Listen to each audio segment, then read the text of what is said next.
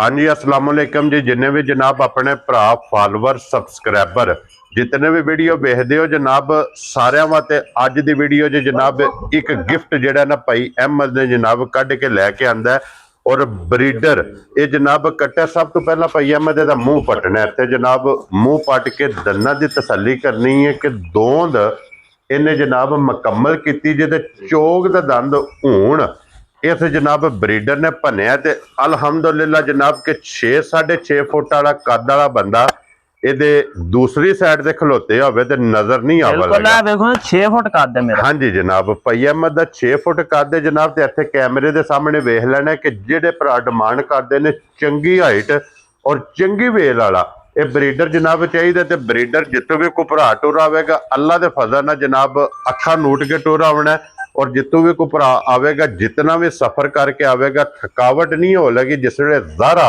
इस ब्रीडर नूं जनाब आके वेख लिया।